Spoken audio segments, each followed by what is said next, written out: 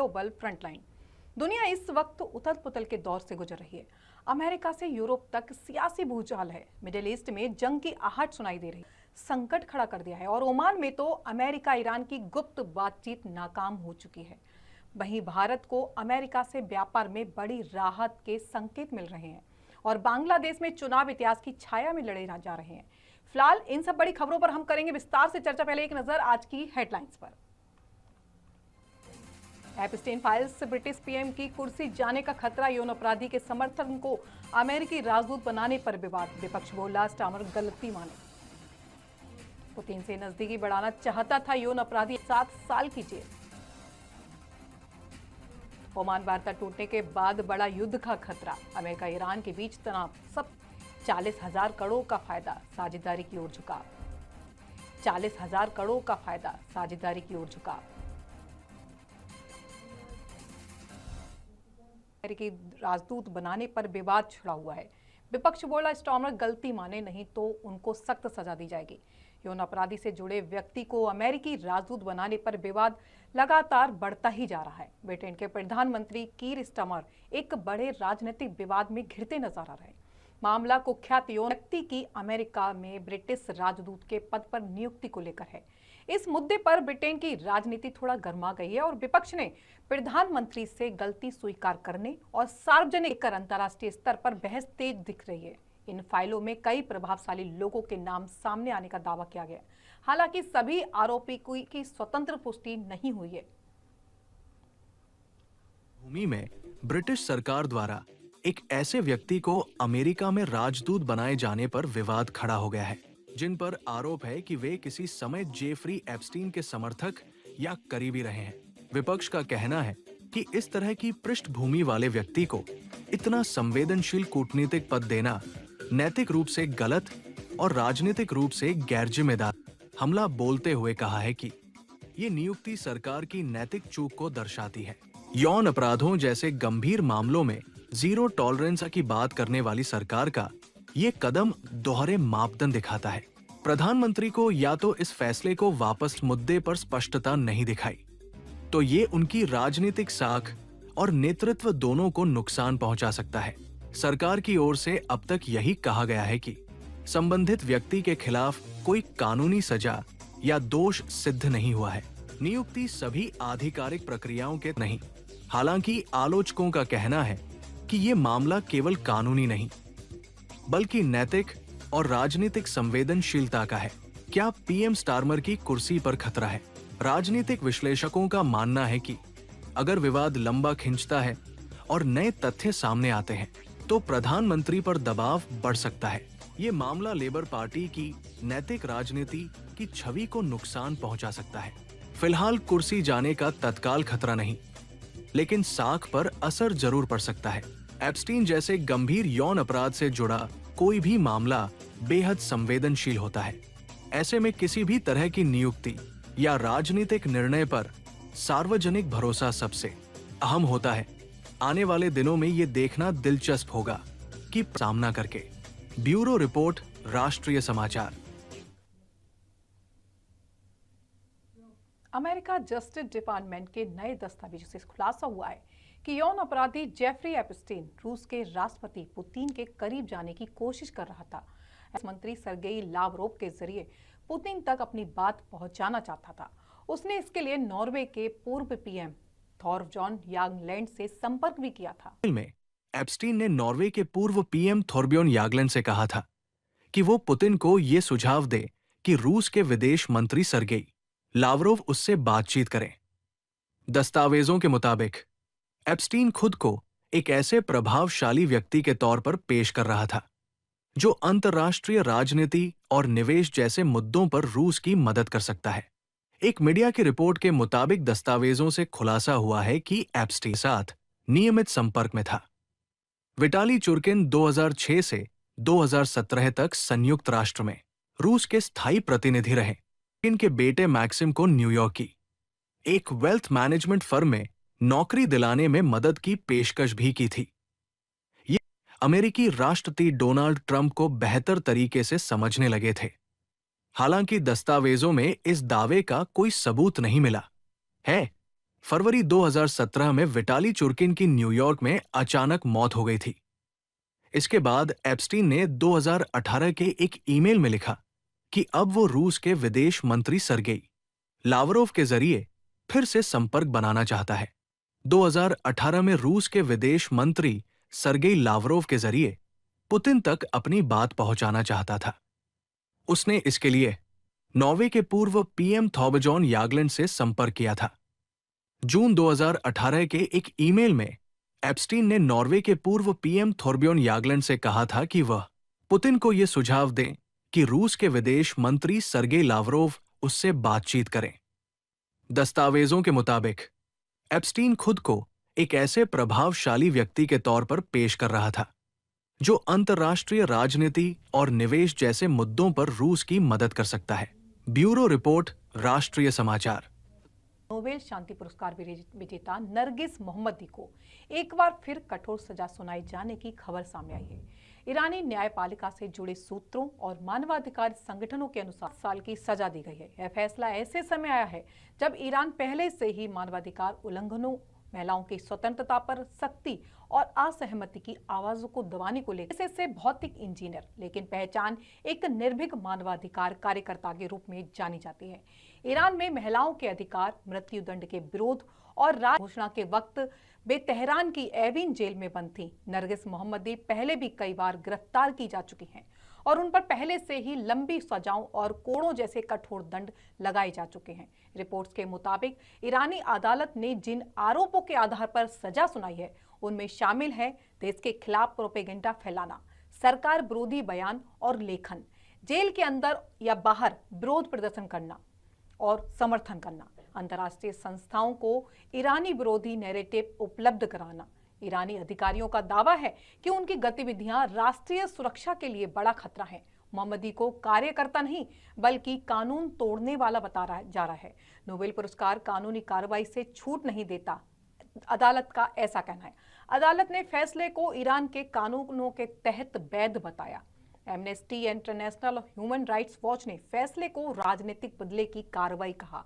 आरोप लगाया है कि ईरान असहमति की हर आवाज को अपराध बना रहा है। तुरंत रिहाई की मांग यूरोपीय देशों और अमेरिका में कड़ी आलोचना हो रही है। इस संयुक्त राष्ट्र मानवाधिकार कार्यालय ने इसको बहुत गंभीर बताया है। नोबेल कमेटी से जुड़े लोगों ने कहा यह फैसला पुरस्कार की भावना के खिलाफ है। विश्लेषकों का मानना है यह सजा ईरान की उस शांति को दर्शाती है जिसमें अंतर्राष्ट्रीय दबाव के बावजूद अंदरूनी असहमति को कुचला जा रहा है। क्यों है यह मामला इतना है, आइए हम आपको इसको समझाने की कोशिश करते हैं। नोबेल विजेता को जेल में रखना ईरान की वैश्विक छवि देश माना जा रहा है। 2022 से लेकर 23 तक के बीच महिला आंदोलन के बाद सरकार और सख्त हुई है। नरगिस मोहम्मदी को 7 साल की जेल की सजा केवल एक व्यक्ति का मामला नहीं है, बल्कि यह ईरान में अभिव्यक्ति की आजादी, महिला अधिकार और न्याय व्यवस्था की स्थिति पर बड़ा सवाल खड़ा करता है। अंतर्राष्ट्रीय दबाव के बावजूद ईरान का यह कदम दिखाता है कि सत्ता आलोचना को अब भी अपराध मान रही है। अब खबर मिडिल ईस्ट से। मिडिल ईस्ट से दुनिया को हिला देने वाली खबर सामने आई है। ओमान में अमेरिका और ईरान के बीच चली गुप्त बातचीत बिना किसी नतीजे के खत्म हो गई। तनाव अपने चरम पर है, तैयारियां पूरी बताई जा रही हैं, लेकिन सवाल यही है, क्या अमेरिका ईरान के बीच महायुद्ध बस शुरू होने वाला है? ओमान में चली बैक चैनल डिप्लोमेसी तनाव कम होने की उम्मीद बता रही है, लेकिन सूत्रों के मुताबिक कोई ठोस समझौता नहीं हो सका है। डिप्लोमेसी से तनाव कम होने की उम्मीद थी, लेकिन सूत्रों के मुताबिक कोई ठोस समझौता नहीं हो सका। अनुसार अगर टकराव बढ़ा तो अमेरिका के संभावित निशाने पर ईरान की शीर्ष सैन्य और कमांड संरचना है। वही ईरान की रणनीति सीधे अमेरिका नहीं, बल्कि पूरे क्षेत्र में फैले अमेरिकी सैन्य अड्डे, वॉरशिप्स और सहयोगी ठिकाने हैं। विशेषज्ञ साफ कहते हैं ये सिर्फ 2 देशों की जंग नहीं होगी। अगर युद्ध छिड़ा तो तेल की कीमतें, शिपिंग रूट्स, शेयर बाजार और वैश्विक अर्थव्यवस्था सब इसकी चपेट में आएंगे। यानी जंग के टारगेट पर पूरी दुनिया होगी। तो सवाल उठता है, अगर तैयारियां पूरी हैं तो जंग अब तक शुरू क्यों नहीं हुई? विश्लेषकों की 4 बड़ी वजह एक महायुद्ध का डर, एक चिंगारी पूरे मिडिल ईस्ट को जला सकती है। 2 अमेरिका चुनावी साल में सीधे युद्ध से बचना चाहता है। 3 ईरान आर्थिक और आंतरिक दबाव झेल रहा है। 4 डिप्लोमेसी की आखिरी खिड़की अब भी खुली है। जंग से पहले डर या तूफान से पहले सन्नाटा, लेकिन चेतावनी भी साफ है। अगर अमेरिका ईरान के बीच बातचीत आगे नहीं बढ़ी तो किसी भी छोटी घटना, किसी मिसाइल, किसी ड्रोन या किसी समुद्री टकराव से हालात बेकाबू हो सकते हैं। ओमान की बातचीत फेल हो चुकी है, तनाव चरम पर है, महायुद्ध देखने जा रही है, या आखिरी पल में कूटनीति जीत जाएगी? ब्यूरो रिपोर्ट, राष्ट्रीय समाचार। भारत अमेरिका व्यापार रिश्तों से बड़ी राहत की खबर है। अमेरिका भारत पर लगाया गया 25% पेनल्टी टैरिफ वापस करने जा रहा है, जिससे भारतीय कारोबारियों को करीब 40,000 करोड़ की सीधी राहत मिलने की उम्मीद बताई जा रही है। अमेरिका ने यह पेनल्टी टैरिफ भारत द्वारा रूस से कच्चा तेल खरीदने के फैसले के बाद लगाया था। इस टैरिफ की वजह से भारतीय निर्यात महंगा हो गया था और स्टील, इंजीनियरिंग, केमिकल, टेक्सटाइल और एमएसएमई सेक्टर पर भारी दबाव पड़ा। अब टैरिफ हटने से भारतीय कंपनियों की लागत घटेगी और अमेरिकी बाजार में प्रतिस्पर्धा मजबूत होगी। सूत्रों के मुताबिक यह फैसला भारत अमेरिका रणनीतिक साझेदारी को आगे बढ़ाने की दिशा में एक अहम कदम माना जा रहा है। चीन के साथ तनाव और ग्लोबल सप्लाई चेन में भारत की बढ़ती भूमिका को देखते हुए अमेरिका नरमी दिखा रहा है। विशेषज्ञों का कहना है यह कदम सिर्फ व्यापारिक नहीं है कि अमेरिका दबाव नहीं, साझेदारी का रास्ता चुन रहा है।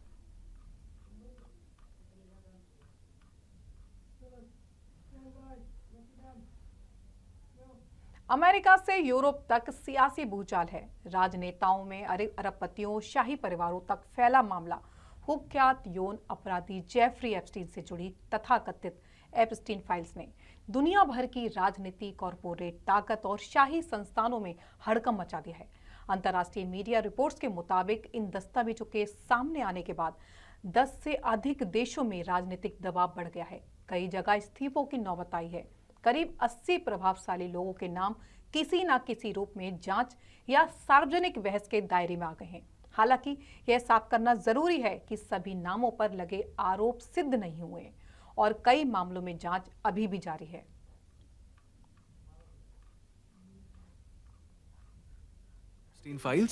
एप्स्टीन फाइल्स उन कानूनी दस्तावेजों, गवाहियों और कोर्ट रिकॉर्ड्स का संग्रह मानी जा रही है जो एप्स्टीन के संपर्कों, उसकी निजी उड़ानों, कथित लोलिता एक्सप्रेस, निजी द्वीप और हाई प्रोफाइल पार्टियों और प्रभावशाली लोगों से उसके संबंधों से जुड़े होने का दावा करती है।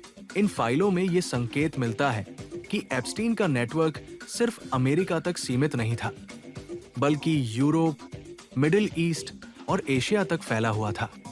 10 देशों में इस्तीफों की चर्चा क्यों? अंतर्राष्ट्रीय मीडिया और राजनीतिक विश्लेषकों के अनुसार कुछ देशों में नेताओं पर नैतिक दबाव बढ़ा। कई मंत्रियों ने नैतिक जिम्मेदारी लेते हुए पद छोड़ा, तो कई विपक्ष ने इस्तीफे की मांग तेज की। इन इस्तीफों का सीधा कारण ये रहा कि संबंधित नेताओं के नाम या संबंध एप्स्टीन नेटवर्क से जुड़े व्यक्तियों के साथ सामने आए। भले ही कानूनी अपराध साबित न हुआ हो, 80 से ज्यादा ताकतवर लोगों की जांच के दायरे में नाम है। रिपोर्ट्स के मुताबिक जिन क्षेत्रों के लोग चर्चा में हैं, उनमें शामिल हैं पूर्व और मौजूदा सांसद, मंत्री, कूटनीतिक पदों पर रहे अधिकारी, मल्टीनेशनल कंपनियों के मालिक, फाइनेंस और टेक सेक्टर के दिग्गज, बड़े निवेशक और फंड मैनेजर, यूरोप और मिडिल ईस्ट के कुछ शाही परिवारों से जुड़े नाम, निजी मुलाकातों और सामाजिक आयोजनों की तस्वीरें, रिकॉर्ड्स। कई मामलों में केवल सामाजिक संपर्क या एक ही मंच पर मौजूदगी ही आधार है, न कि आपराधिक भागीदारी। अमेरिका से यूरोप तक असर, अमेरिका, FBI और न्याय विभाग पर दबाव, पुराने मामलों को दोबारा खंगालने की मांग, चुनावी राजनीति में मुद्दा बना। यूरोप, ब्रिटेन, फ्रांस और जर्मनी में राजनीतिक बहस, एलिट प्रोटेक्शन सिस्टम पर सवाल, मीडिया ट्रायल और संसदीय जांच की मांग। सबसे बड़ा सवाल, अब आगे क्या? विशेषज्ञों का मानना है कई नाम कानूनी जांच से बाहर भी निकल सकते हैं। कुछ मामलों में केवल राजनीतिक और नैतिक असर होगा, लेकिन इस प्रकरण ने ताकतवर लोगों की जवाबदेही पर वैश्विक बहस छेड़ दी है। ये मामला इस सवाल को और मजबूत करता है कि क्या दौलत, सत्ता और रसूख कानून से ऊपर है। एप्स्टीन फाइल्स सिर्फ एक व्यक्ति का मामला नहीं रह गया है, बल्कि ये वैश्विक सत्ता तंत्र की नैतिकता पर सवाल बन चुका है। जांच चाहे जहां जाकर रुके, लेकिन इतना तय है कि इस प्रकरण ने दुनिया भर की राजनीति और ताकतवर तबकों को कटघरे में खड़ा कर दिया है। ब्यूरो रिपोर्ट, राष्ट्रीय समाचार।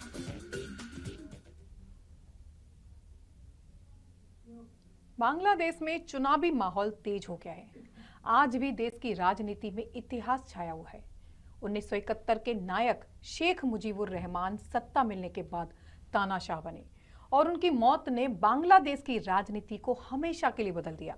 आज हम आपको दिखाएंगे कि कैसे उनका इतिहास आज के चुनावों को प्रभावित कर रहा है। 1971 में पाकिस्तान से अलग होकर बांग्लादेश का जन्म हुआ। इस आजादी के सबसे बड़े चेहरे थे शेख मुजीबुर रहमान, जिन्हें जनता ने सिर आंखों पर बैठाया। लेकिन सत्ता मिलने के बाद शेख मुजीब ने लोकतंत्र को कमजोर करना शुरू कर दिया। 1975 में उन्होंने बक्सल लागू किया, सभी राजनीतिक पार्टियां बंद कर दी, मीडिया पर सख्ती कर दी गई और विरोधियों को दबाया गया। उन्होंने सेना और सुरक्षा बलों को असाधारण ताकत दी, लेकिन उसी सेना ने 15 अगस्त 1975 को ढाका में उनके आवास पर हमला कर दिया। गोलियों से शेख मुजीब, उनकी पत्नी और बेटे की हत्या हो गई। हत्याकांड के बाद सेना सत्ता में आई और बांग्लादेश में लंबा सैन्य शासन शुरू हुआ। आज चुनाव के समय यह इतिहास जनता के निर्णय पर भारी असर डाल रहा है। विश्लेषक कहते हैं कि सत्ता के केंद्रीकरण की विरासत अभी भी देश की राजनीति में महसूस की जा सकती है।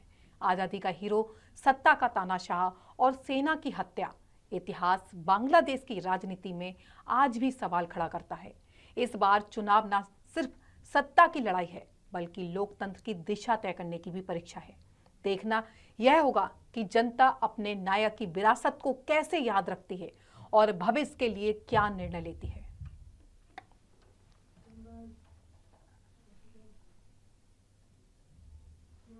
अब खबर ईरान से।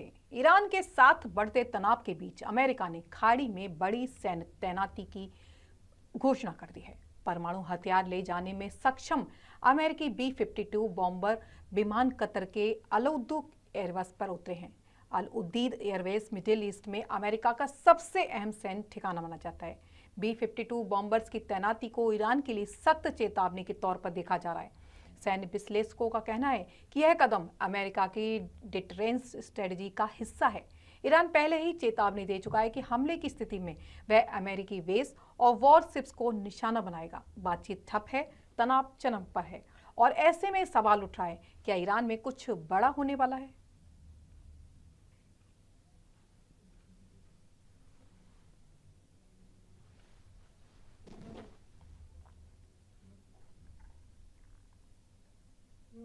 ईरान में युवा प्रदर्शनकारियों की आत्महत्या, अमेरिका ईरान बातचीत पर निराशा। ईरान में एक युवा प्रदर्शनकारी पूरिया हमीदी ने आत्महत्या कर ली। मरने से पहले उन्होंने एक वीडियो संदेश रिकॉर्ड किया, जिसमें उन्होंने संभावित अमेरिका ईरान बातचीत पर गहरी निराशा जताई। हमीदी ने कहा कि अगर कोई डील होती है तो वह इसे उन प्रदर्शनकारियों के साथ धोखा मानते हैं जो अपने जीवन और आज़ादी के लिए सड़कों पर संघर्ष कर रहे थे। विशेषज्ञों का कहना है कि इस घटना से देश में बढ़ते तनाव और युवाओं की निराशा को उजागर किया है, जहां सत्ता और कूटनीति के बीच आम जनता की भावनाओं और बलिदानों को नजरअंदाज किया जा रहा है।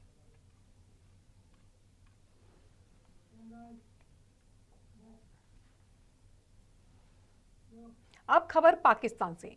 पाकिस्तान की सुरक्षा और सीमा पार से आतंकवाद की बढ़ती धमकी पर बड़ा बयान सामने आया है। जमीयत उलेमा ए इस्लाम के प्रमुख मौलाना फजलुर रहमान ने सीमा सुरक्षा और आंतरिक हालात पर अपनी चिंता जाहिर की है। उन्होंने अफगानिस्तान से पाकिस्तान आने वाली चुनौतियों को लेकर बड़ा बयान दिया है।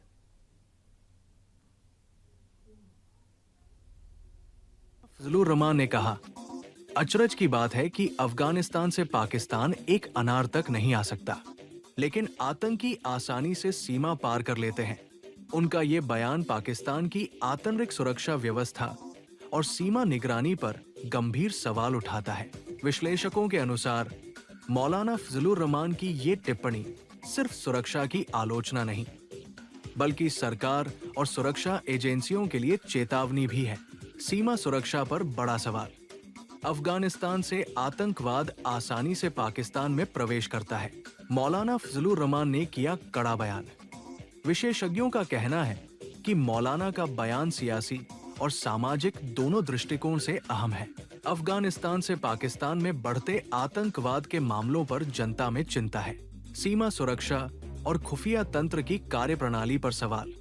मौलाना का ये बयान सरकार और सेना के लिए सावधानी की चेतावनी भी माना जा रहा है। उनका ये संदेश साफ है कि सरकारी एजेंसियों और सुरक्षा तंत्र को और अधिक कड़ी निगरानी और कार्रवाई करने की आवश्यकता है, अन्यथा आतंकवादी नेटवर्क आसानी से देश में प्रवेश कर सकते हैं और आंतरिक सुरक्षा पर बड़ा संकट खड़ा कर सकते हैं। मौलाना फजलुर रहमान का बयान पाकिस्तान के लिए गंभीर चेतावनी है। देश की सीमा सुरक्षा, आंतरिक सुरक्षा और अफगानिस्तान से संभावित खतरे पर सरकार को अब तुरंत कदम उठाने की जरूरत है। ये सिर्फ राजनीतिक बयान नहीं, बल्कि देश की सुरक्षा का अलार्म भी है। ब्यूरो रिपोर्ट, राष्ट्रीय समाचार।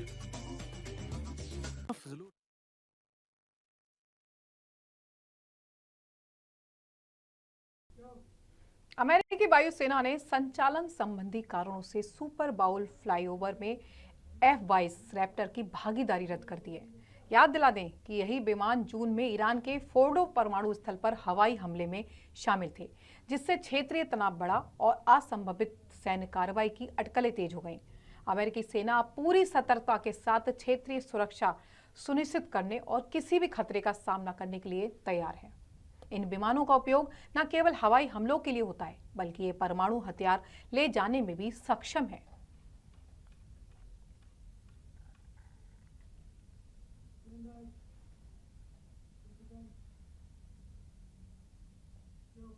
अब बात करेंगे तुर्की की। तुर्की ने अब अपनी सुरक्षा और सामरिक क्षमता को और बढ़ा दिया है। देश ने विकसित किया है अपना पहला हाइपरसोनिक मिसाइल टाइफून, जो अत्याधुनिक तकनीक और लंबी दूरी को मारक क्षमता रखता है। विशेषज्ञों का कहना है कि इस मिसाइल का विकास क्षेत्रीय सामरिक संतुलन को प्रभावित कर सकता है।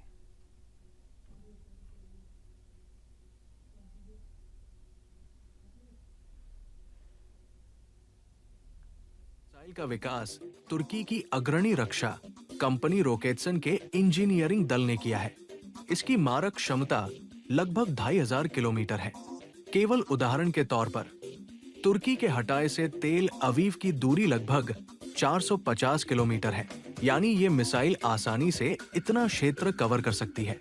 विशेषज्ञों का कहना है कि हाइपरसोनिक मिसाइल की सबसे बड़ी ताकत उसकी अत्यधिक गति और घातक सटीकता है, जिससे पारंपरिक रक्षा प्रणालियों को निशाना बनाने में मुश्किल होती है।